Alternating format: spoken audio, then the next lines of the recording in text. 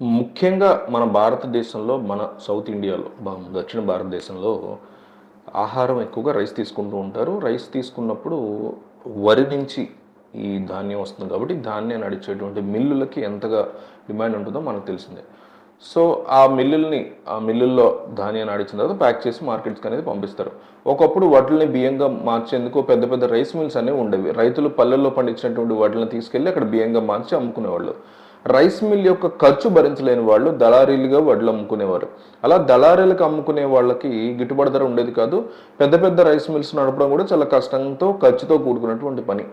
So, రైతులు గానీ, ఎవరైతే తక్కువ పెట్టుబడి పెట్టి సన్నకారు రైతులు అంటే వీళ్ళుంటారో వాళ్ళు గానీ, ఈ మినీ రైస్ మిల్ బిజినెస్‌ని గనక మీ ఊర్లో, మీ ఇంటి దగ్గర తక్కువ ఖర్చుతో ప్రారంభించుకుంటే మాత్రం స్వయం ఉపాధి మీరు పొందడమే కాకుండా, మీ ఊర్లోనే వరి పంట పండించేటువంటి రైతులకు కూడా చాలా ఉపయోగకరంగా ఉంటుంది. ఇదంతా మాట్లాడి చేస్తున్నా నేను.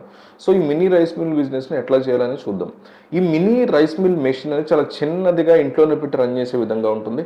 ఈ మినీ రైస్ మిల్‌ని ఆపరేట్ చేయడానికి పెద్ద పెద్ద ఆపరేటర్స్ అవసరం లేదు. ఎవరైనా సరే చాలా ఈజీగా మిషన్ ఆపరేట్ చేసేయొచ్చు. ఈ మిషన్ ధర రూ. 25,000 నుంచి రూ. 50,000 వరకు ఉంటుంది.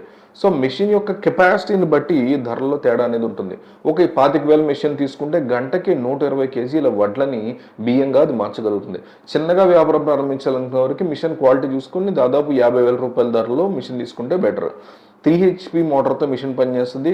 ఇంట్లో వాడే సింగిల్ ఫేజ్ కరెంట్‌తోనే ఇది పనిచేస్తుంది. ఆన్‌లైన్‌లో దీన్ని గనక సెర్చ్ చేస్తే చాలా మంది సప్లయర్స్ కనిపిస్తారు. వాళ్ళతో సంప్రదించి మనం పర్చేజ్ చేయొచ్చు. indiamart.comలో కూడా ఇది దొరికేస్తుంది. మినీ రైస్ మిల్ మెషిన్ యొక్క పనితీరు ఎట్లా ఉంటుందని చూద్దాం. అంటే దీని పనితీరుని ఆల్రెడీ ఎవరైతే యూజ్ చేశారో వాళ్ళతో మాట్లాడి వీడియో చేస్తడం వల్ల దాని పనితీరు విషయంలో కూడా ఫుల్ క్లారిటీ ఉందన్నమాట. ఏ రకమైన ఇబ్బందులు కానీ, ఇంకోటి కానీ లేకుండా చాలా చక్కగా పనిచేస్తుంది ఆ మెషిన్ అనేది. సో, ఆ మెషిన్ గ్రీన్ కలర్‌లో ఉంటది. చాలా మీకు ఉపయోగకరంగా, చాలా ఇదిగా యూస్‌ఫుల్‌గా ఉంటుంది. సో, దీన్ని కొంతమంది ఏంటంటే కేవలం వడ్ల నుంచి బియ్యం తీయడానికే కాకుండా మల్టీ ఫంక్షనల్‌గా కూడా వాడే వాళ్ళతో మాట్లాడాను నేను.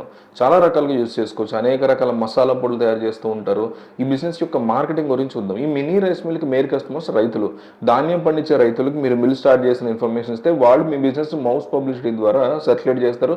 చుట్టుపక్కల గ్రామాల రైతులందరికీ తెలిసేలాగా పాంప్లెట్స్ కూడా మీరు పంచుకోవచ్చు. ఈ రకంగా మార్కెటింగ్ చేసుకోవచ్చు. చుట్టుపక్కల ఏరియాలో ఫ్లెక్సీ బ్యానర్స్ పెట్టుకోండి. పబ్లిసిటీ చేసుకోవచ్చు. ఫేస్‌బుక్, సోషల్ మీడియా ప్లాట్‌ఫామ్‌లో ప్రమోషన్ కూడా చేసుకొని బిజినెస్ పెంచుకోవచ్చు.